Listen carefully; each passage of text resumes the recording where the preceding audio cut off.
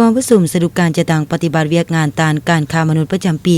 2024 และทิศทางแผนการปี 2025 ของคณะกรรมการต้านการค้ามนุษย์แขวงบุรีคำไซได้จัดขึ้นในตอนเช้าวันที่ 20 พฤษภาคม 2025 ที่หอประชุมของแขวง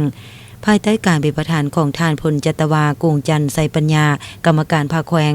หัวหน้ากองบัญชาการปกสแขวงทางเป็นหอประธานต้านการค้ามนุษย์คันแขวงมีคณะกรรมการต้านการค้ามนุษย์คันเมืองต่างหน้าแผนกการองค์การจัดตั้งที่เกี่ยวข้องเข้าร่วม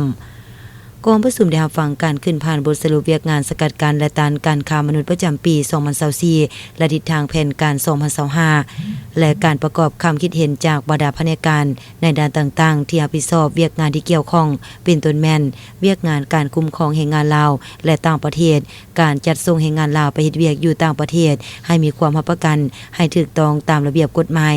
เวียกงานการช่วยเหลือผู้ถูกข้อหาในเวลาพักอยู่ศูนย์การบำบัดฟื้นฟูดูแลผู้ถูกข้อหาขั้นพื้นฐาน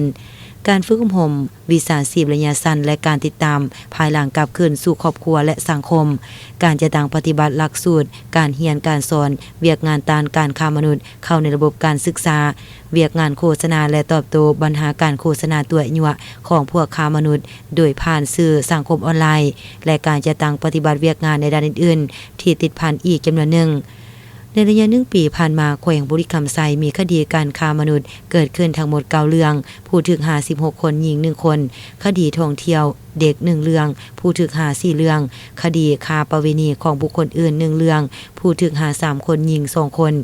มีผู้ถูกข้อหา3คนอายุต่ำกว่า18ปี3คนคดีข่มขืนกระทำสำเราเด็ก4เรื่องผู้ถูก5คนเอาตัวหลบหนี1คนข่มขืนกระทำสำเรา5เรื่องผู้ต้องหา5คนคดีทำมิสจาร1เรื่องผู้ถูก2คนหญิง1คนคดีความพยายามก่อการกระทำผิด1เรื่องมีผู้ถูก4คนกักตัวได้4คนหญิง3คนมีผู้ถูกข้อหา1คน